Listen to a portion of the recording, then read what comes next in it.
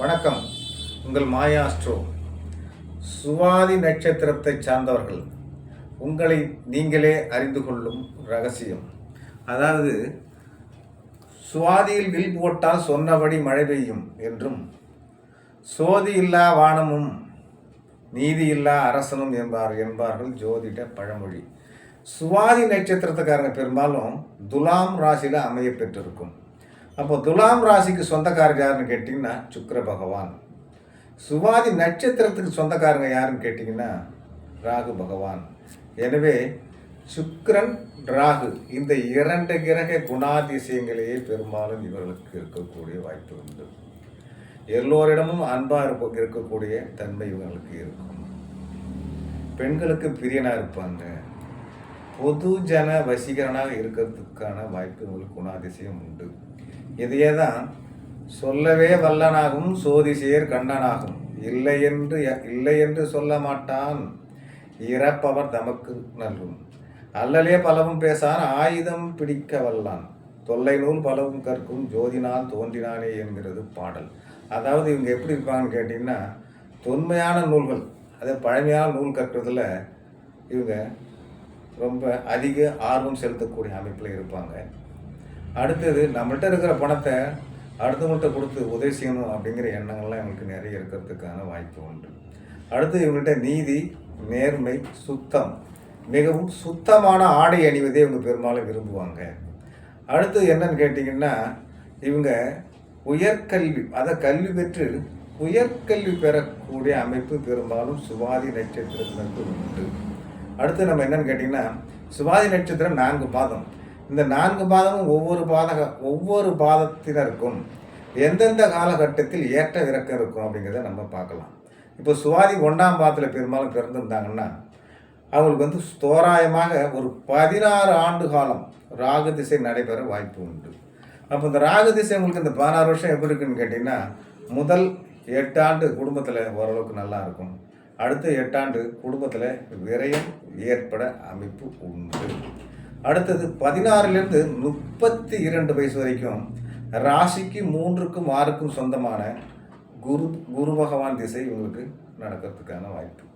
அடுத்து என்னன்னு கேட்டிங்கன்னா, குரு திசை குரு புத்தி, அதாவது சுயதிசை சுய புத்தி தவிர்த்து 18 வயசுக்கு மேலே கல்வியில் முன்னேற்றம், நல்ல ஒழுக்கம், நல்ல பண்பு, நல்லா படிப்பாங்க.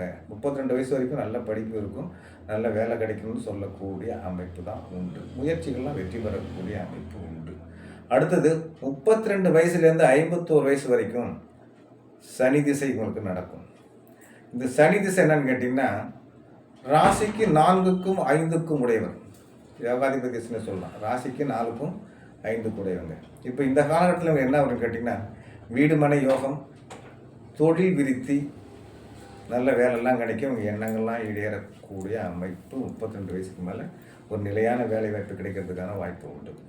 அடுத்தது 51 வயசுலேருந்து 68 வயசு வரைக்கும் ராசிக்கு 9ஆம் இடத்த அதிபதியான புதன் பகவான் திசை இவங்களுக்கு வரும் 1ஆம் பாதத்தினருக்கு. அப்போது இந்த காலகட்டத்தில் தொழிலில் மேன்மை, தொழிலில் விருத்தி, பதவியில் உயர்வு, அதாவது பார்த்திங்கன்னா ப்ரொமோஷன், குழந்தைங்களுக்கு கல்யாணம் பண்ணுறது, வீடு மனை கட்டி குடி போகிறது, இது போன்ற உன்னத நிகழ்வுகள்லாம் இவங்களுக்கு நடைபெறுவதற்கான வாய்ப்பு உண்டு. அடுத்தது 2ஆம் பாதம். இந்த 2ஆம் பாதம் அப்படின்னு கேட்டிங்கன்னா, தோராயமாக நம்ம ஒரு 11 வயசு வரைக்கும் ராகு திசை நடைபெறும் அப்படிங்கிற அமைப்பு உண்டு. முதல்ல 3 வருஷம் ஓரளவுக்கு பரவாயில்லைங்க. அடுத்த 8 வருஷம் குடும்பத்தில் விரைந்து கொடுக்கறதுக்கான அமைப்பு இவர்களுக்கு உண்டு. அடுத்தது 11 வயசுலேருந்து 27 வயசு வரைக்கும் 3க்கும் 6க்கும் உடைய குரு பகவான் திசை. பொதுவாக சொல்லிட்டேன் அப்படின்னு கேட்டிங்கன்னா, 13 வயசுக்கு மேலே இந்த 2ஆம் பாதத்தில் பிறந்தவங்களுக்கு வாழ்க்கையில் படிப்படியாக முன்னேற்றம் ஏற்பட வாய்ப்பு உண்டு.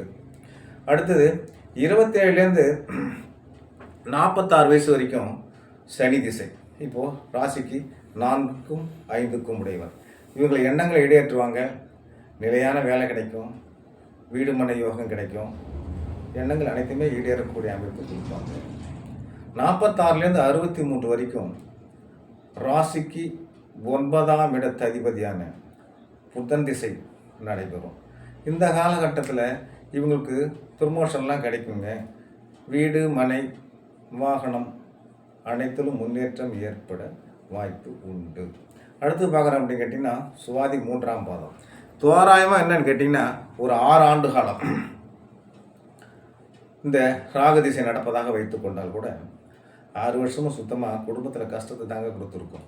அடுத்தது 6லேருந்து 22 வயசு வரைக்கும் குரு பகவான் திசை 3க்கும் 6க்கும் உடையவர். இப்போ என்னன்னு கேட்டிங்கன்னா இவங்களுக்கு 8 வயசுக்கு மேலே நல்ல கல்வி ஏற்படும். அதாவது சுயதிசை சுயபத்தி தவிர்த்து நல்ல கல்வி, நல்ல முன்னேற்றம். 22 வயசுக்குள்ள நல்ல ஃபஸ்ட் ரேங்க்லாம் எடுக்கிறதுக்கான வாய்ப்பெலாம் அங்கே இருப்பாங்க. 22 வயசுலேருந்து 41 வயசு வரைக்கும் 4க்கும் 5க்கும் உடைய சனி பகவான் திசை. இப்போது இந்த சனி பகவான் திசை என்ன பண்ணும் அப்படின்னு கேட்டிங்கன்னா உண்மையிலே இவங்களுக்கு நல்லதை தான் செய்ய போகுது. ரைட்டுங்களா? ஏன்னா 4ம் அவர் தான், 5ம் அவர் தான். அப்போது இவருக்கு நல்ல வேலை வாய்ப்பு, நல்ல கல்வி, அதாவது வீடு மனை தொழில் விருத்தி இதெல்லாம் கொடுக்கறதுக்கான வாய்ப்பு நிச்சயம் உண்டு. அடுத்து 41லேருந்து 58 வரைக்கும் என்னன்னு கேட்டிங்கன்னா புதன் திசை அவங்களுக்கு நடக்கும். 9ஆம் இடத்ததிபதி. இவங்களுக்கு என்னன்னு கேட்டிங்கன்னா வேலையில் என்ன கிடைக்கும்?